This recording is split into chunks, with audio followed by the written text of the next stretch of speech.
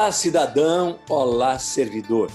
Estamos iniciando mais um programa Cidadania e Serviço Público, um programa da Federação das Entidades de Servidores Públicos do Estado de São Paulo e que vem discutir com você cidadania e serviço público. E no nosso programa de hoje, o professor, diretor de escola e agora deputado estadual, Carlos Gianazzi, com muito assunto importante para conversarmos. Vamos lá?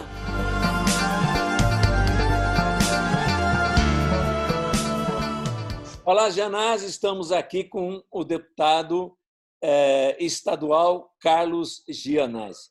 Aliás, né, Gianazzi, a gente tem que dizer que você está como deputado estadual, mas você é um servidor público, professor, concursado, diretor de escola, enfim, você é uma pessoa que já foi para deputado estadual, preparado especialmente na sua área, que é a área da educação. Com certeza. Eu entrei na rede pública de ensino, na rede estadual, Góes, em 1984, na rede estadual, depois na rede municipal de São Paulo, em 1985. Depois prestei concurso para diretor de escola, enfim, a minha vida profissional toda foi no serviço público, na rede estadual e na rede municipal de São Paulo. Foi vereador antes também, né? Você está em que Isso. legislatura agora? Em quantas? Eu fui vereador de 2001 até 2006. Aí, em 2006, no final, fui eleito deputado estadual. Estou no 4º mandato de deputado estadual na Assembleia Legislativa. E muito bem aceito no geral e especial no meio do funcionalismo público, né? Parabéns.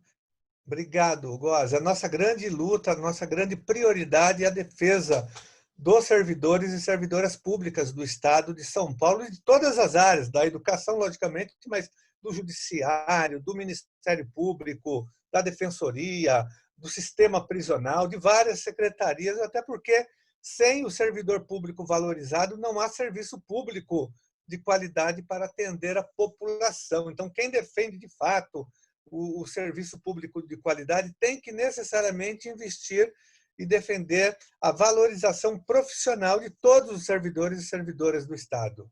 E, indiretamente, você está trabalhando pró-cidadão, não é verdade? Claro, Exatamente. Serviço público. Nós tivemos ontem a aprovação do Fundeb. Uma preocupação enorme até ontem, com o governo tentando mexer na história de última hora. É um programa para a educação importantíssimo e que terminaria agora em dezembro, porque ele era provisório. E agora ele passa a ser constitucional, está lá fixo com uma PEC. Eu queria que você explicasse um pouco a importância do Fundeb para a educação. Se nós temos um país que precisa cada vez mais da educação para realmente atender e modificar e crescer como país, fale um pouquinho do Fundeb. Olha, muito obrigado, Góes, pelo convite e por essa pergunta tão importante, porque o Fundeb é o Fundo Nacional de Desenvolvimento da Educação Básica e de Valorização do Magistério. Ele, na verdade, ele era o Fundef, que era o Fundo Nacional de Desenvolvimento do Ensino Fundamental. Ele foi criado em 96, ainda na época no governo Fernando Henrique Cardoso. Depois ele passou por uma renovação em 2007, no governo Lula, e virou o Fundeb. Por quê? O Fundeb porque é a educação básica. No governo Fernando Henrique, o financiamento era só para o ensino fundamental, do 1º ao 8º ano. Em 2007, ele passa a financiar toda a educação básica, da educação infantil ao ensino médio. Então, a educação infantil, a creche, a pré-escola, o ensino fundamental e o ensino médio. E mais a educação especial e EJA, educação de jovens e adultos. Então, o Fundeb, nós afirmamos que é o principal instrumento de financiamento da educação pública no Brasil. Ele financia uma boa parte, uma parte considerável da escola pública brasileira. Aproximadamente 40 milhões de alunos estão matriculados hoje no Brasil na rede pública de ensino, seja numa escola municipal ou numa escola estadual.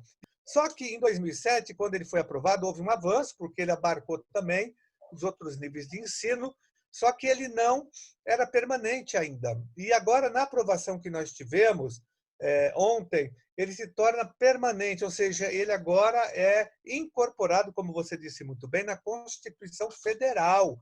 Agora ele faz parte da grande política de Estado, né? Tá?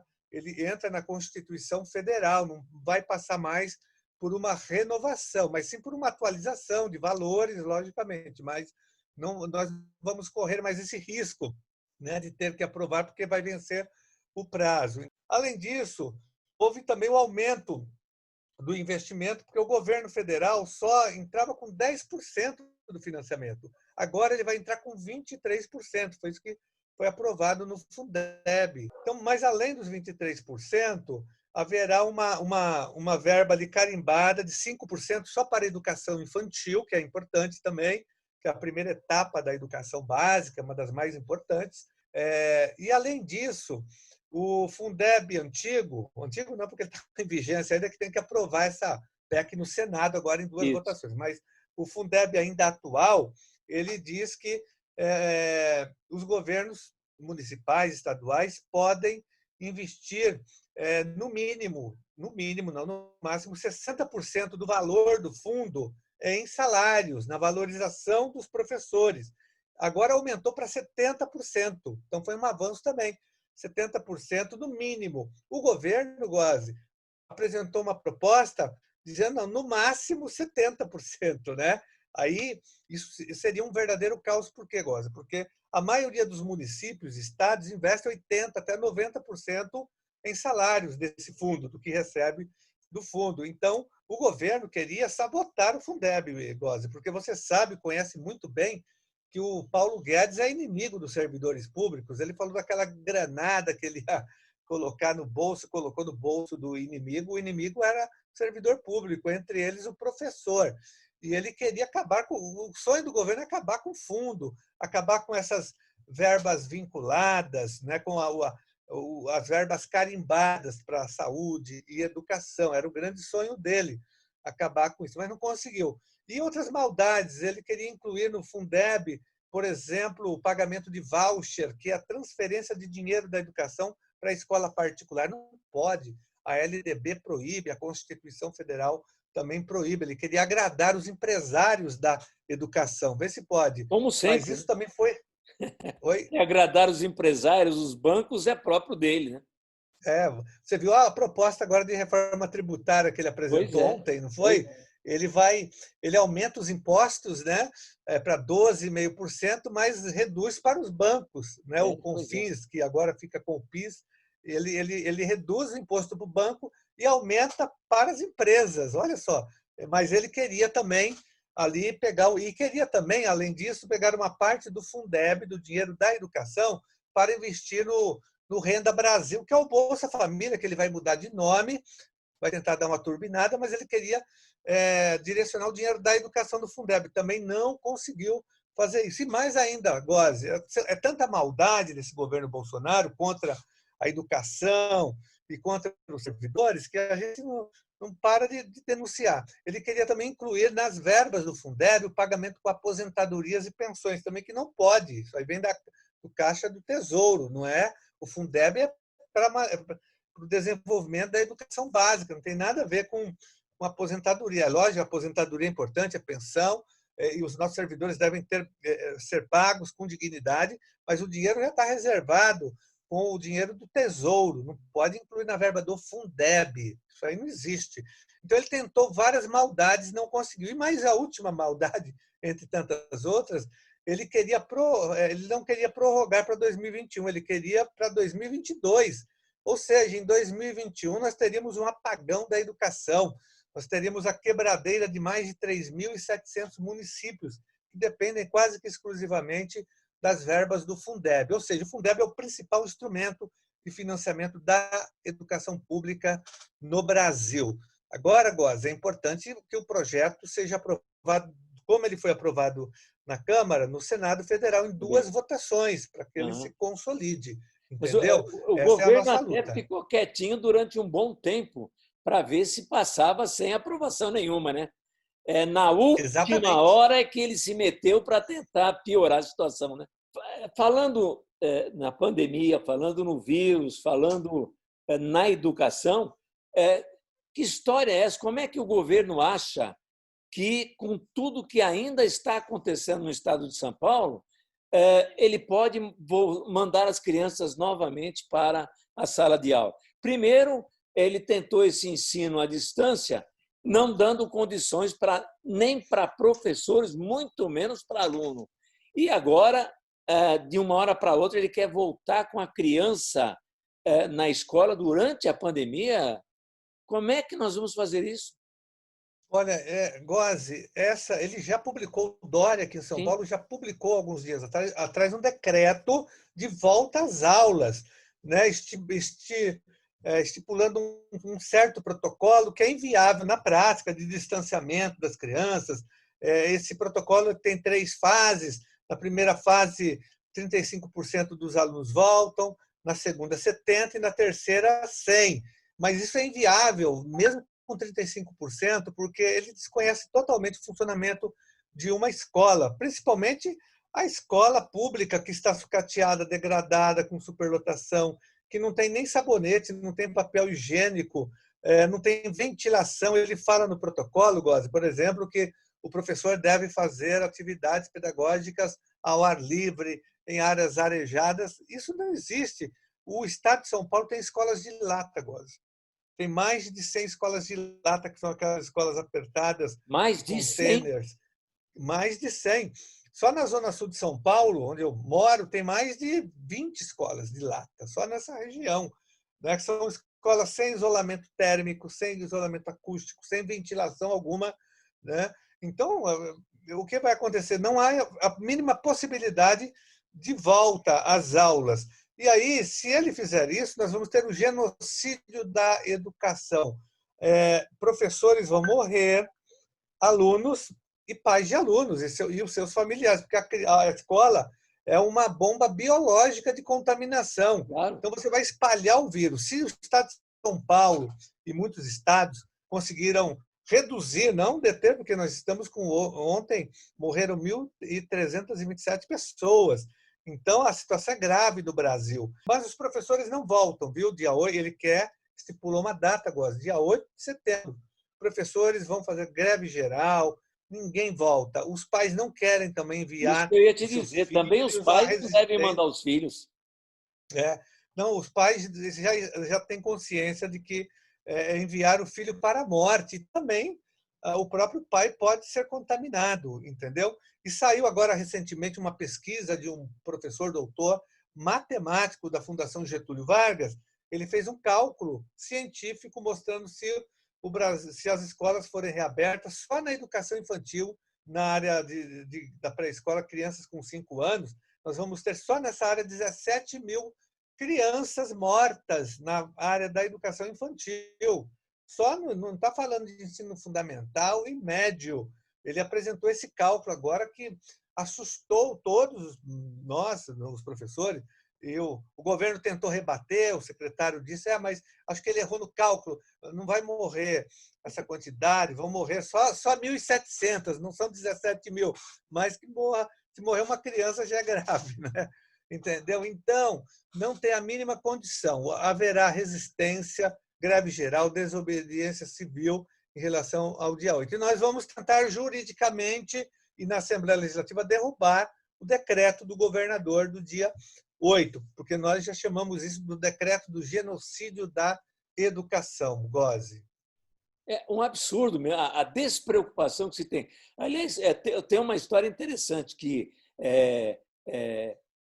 discutindo lá no Supremo Tribunal a questão dos precatórios, com o presidente do Supremo, isso há 5 anos, 6 anos atrás, nós dissemos, olha, presidente, estão morrendo vários servidores sem receber esse precatório alimentar em vida. Resposta do presidente do Supremo, morre mesmo, é da vida. E outro dia, há pouco tempo atrás, ouvi o Bolsonaro falar isso. Morrer é da vida, morre mesmo. Vai fazer o quê? Não é? A gente morre. É a E dá a impressão que necropolítica. agora o governador também deve dizer assim, olha, vai fazer o quê se a criança morrer? Morre mesmo, né? Me parece que tem a ver isso com a necropolítica, a política da morte, de extermínio Verdade, mesmo é dos verdade. pobres, porque eles querem talvez enxugar um pouco o SUS, Sistema Único de Saúde, a Previdência, porque nessa crise do coronavírus, por exemplo, as pessoas da terceira idade são as vítimas preferenciais, né? A gente sabe disso. Então, há quem diga, eu posso até concordar também, acho que você também é uma política mesmo de limpeza social dos pobres, das pessoas, dos idosos, para limpar um pouco a previdência, o sistema único de saúde, a escola pública. Como o governo não investe, é a necropolítica, é um absurdo Exatamente. total. Por isso que já existem várias denúncias contra o governo federal no Tribunal Internacional de Haia. Tem mais de 4 ou 5. Eu mesmo fiz a primeira delas, né, contra essa política genocida e da necropolítica no Brasil. Você falou, inclusive, agora há pouco, que entrou também contra essa história da educação no Tribunal de Justiça de São Paulo, e você sabe que eu sou do Tribunal de Justiça, sou da entidade Tribunal de Justiça, e lá também nós estamos agora com um sério problema. Assim que começou a pandemia, o Tribunal de Justiça deu um jeito dos servidores ficarem trabalhando em casa, home office. Na verdade, um jeito que o servidor teve que dar, porque o tribunal não deu condições de trabalho. Aliás, diz até que rendeu muito mais o trabalho e que o Tribunal de Justiça economizou mais de 300 milhões. Claro, ele não está pagando uma série de coisas que ele pagava para o servidor. Quem está gastando com luz, água, internet é o servidor na casa dele, não é mais os prédios do tribunal, que, aliás, já está falando até que pode diminuir o número de prédios, porque descobriu o trabalho home office. Mas, de repente, e pelo que nós percebemos, pressionado por advogados, porque alguns processos não estão ainda digitalizados, portanto, eles estão em papel, o tribunal resolveu que tem que voltar quase que imediatamente, agora, a partir do dia 27 deste mês, num trabalho presencial, sem condições nenhuma. O Estado está, antes de ontem, estava com mais de 20 mil mortes.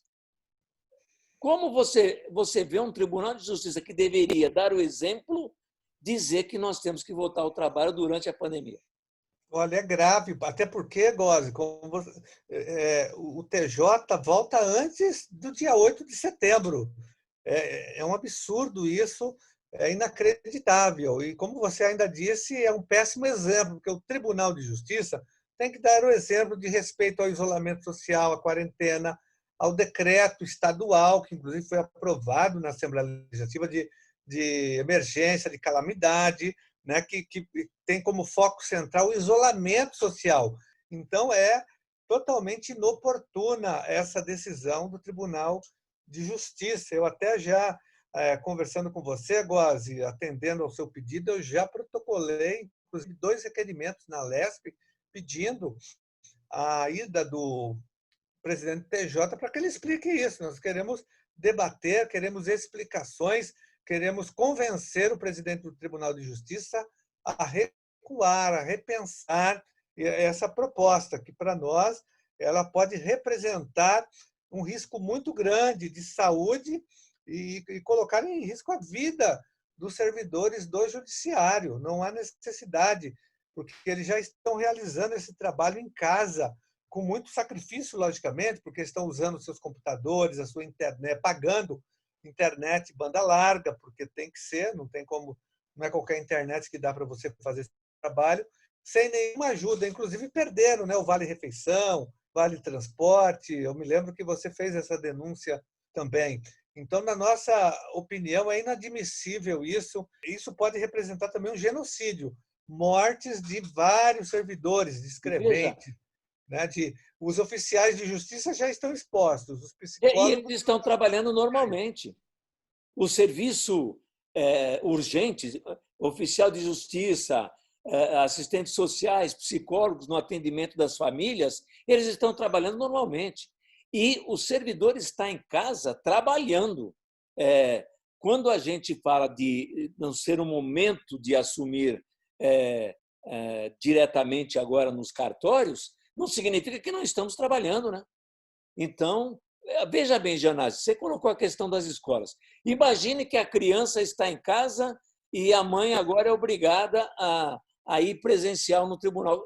Como é que ela vai fazer com o filho, com a filha, com os avós que às vezes têm que ficar em casa e tem comorbidades, tem problemas? Como fazer isso? Não, fica inviável. E você colocou uma questão que acontece muito na educação, você falou da pressão de grandes escritórios de advocacia, tem uma pressão aí, como na educação também, a pressão vem, na verdade, das escolas dos donos das grandes escolas particulares, Gozi. Tanto é que quando o Dória anunciou a volta às aulas, antes até da publicação do decreto, ele disse que fez consultas, dialogou, mas ele dialogou com as secretarias do governo, com o Conselho Estadual de Educação e com os sindicatos, as entidades que representam os donos das escolas particulares. Ele não consultou o Simpro, que é o Sindicato dos Professores da Rede Particular, não consultou os sindicatos, as entidades que representam a rede pública, a POSP, a UDEMO, a PASE, a FUSE, CPP, nenhuma dessas entidades foi consultada. Simpem, a Profem, Sindicep, Cedim, essas entidades que são as principais entidades que representam os profissionais da educação. Em São Olha Paulo, como é o mesmo caminho. O Tribunal de Justiça consultou a Associação dos Advogados, consultou o AB, consultou o Conjur, não consultou nenhuma entidade de servidores do Tribunal de Justiça. Nossa, é um absurdo isso. A primeira coisa era estabelecer uma conversa, um plano, se quer retomar, teria que debater com quem vai estar na linha de frente, aí, enfrentando o coronavírus, né, que é o servidor. E vocês teriam que participar ativamente da construção de um protocolo, de normas. Logicamente que vocês não concordam com a volta agora, mas se fosse voltar, né, o TJ teria que reunir todas as entidades e vocês têm um fórum, vocês têm uma organização com todas as entidades e negociar e construir coletivamente um processo de volta. Mas as medidas são todas de cima para baixo. Viu? O Dória publicou um decreto e pronto, não consultou. É por isso que é uma revolta. E você falou, além disso, tem o problema de eles não conseguiram resolver nem a questão da educação à distância. Né? Os alunos não estão tendo acesso, isso se mostrou um verdadeiro fracasso. E agora, não contentes, querem levar todo mundo para o matadouro, né? Para o genocídio da educação. Mas tem que ter resistência. Eu sei que vocês estão se organizando, fazendo as assembleias virtuais, que é importante. Né? Isso é o que dá para fazer nesse momento. E contem com o nosso apoio na Assembleia Legislativa. Nós já pedimos a convocação do TJ, do presidente do TJ, e vamos tomar outras providências aí junto com vocês. Ele não publicou nenhum decreto, nada, uma resolução, uma portaria. Não, ele publica resoluções, mas resoluções do tipo: nós vamos medir a febre de quem entra, vai ter álcool gel, etc. e tal, mas tem salas apertadas, pequenas, porões, e o sujeito tem que ter 1h30 para chegar no trabalho, 1h30 para voltar, por exemplo, nas grandes cidades como São Paulo. Parece que para o governo do Estado e agora também para o presidente do tribunal, ter condições seguras é estar sobrando alguns leitos e alguns respiradores, que não resolve nada. Ninguém quer ficar doente, ninguém quer ir para o leito, para o respirador. Entendeu? Então, não é a sobra de um leito que dá segurança. Né? Exatamente. Essa é a referência, né? Porque nós não chegamos ainda no platô. A curva ainda sobe. Você tem, em São Paulo, uma média de 350 pessoas morrendo todos os dias. É um Boeing 747 caindo no meio do aeroporto de Congonhas todos os dias. Essa é a imagem. Nós queremos voltar, mas queremos primeiro viver. Né? Claro. A vida em primeiro lugar. A vida está na frente da lei, inclusive. Tem aquela passagem, só para terminar, bíblica, em que Jesus está caminhando num sábado com seus discípulos na frente de uma plantação de milho, e com fome, eles estavam com fome, e eles pediram: Cristo, Jesus, nós podemos comer? Ele falou sim. Falou: mas não vai transgredir a lei judaica que diz que não pode colher no sábado. Ele falou: não, porque a vida está acima da lei. Claro. O homem não foi feito para a lei, né? Mas a lei foi feita para o homem. É o Exatamente. contrário. Exatamente. Está lá na Bíblia, no Evangelho. Jesus Cristo falou isso. Primeiro a vida, a lei é a serviço da vida, e não o contrário. Claro. Senão os discípulos morreriam de fome. Daí não Sem teria a vida, nada mais interessa, claro. É a vida em primeiro lugar. A lei, ela não pode ser uma lei contra a vida, né? Então, Exatamente. é isso que nós estamos defendendo, viu? Vamos voltar assim, mas no momento certo, no momento adequado, e nós nos colocamos à disposição de vocês, Góes, para continuar. Nós estamos já pressionando, mas podemos ver outras possibilidades. Perfeito. Muito obrigado. Janas, foi um papo gostoso, tratamos de 3 assuntos importantes, assuntos que se ligam, na verdade, né? É verdade. Três assuntos que se ligam muito importantes e que daria um programa a cada um deles. Agradeço a sua presença, você ter separado um tempinho para estar aqui no programa Cidadania e Serviço Público. Janaz, muito obrigado. Viu? Eu que agradeço, Góes, e parabéns pelo programa, que é altamente informativo, informação crítica, né? E um programa que defende os interesses dos servidores públicos do Estado de São Paulo. Parabéns.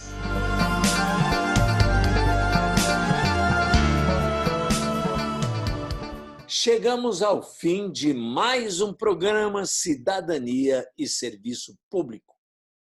Um programa que vem discutir com você, cidadão, com você, servidor público, cidadania e serviço público. E é um programa da FESPESP, Federação das Entidades de Servidores Públicos do Estado de São Paulo. Aguardamos vocês para o nosso próximo programa. Até lá!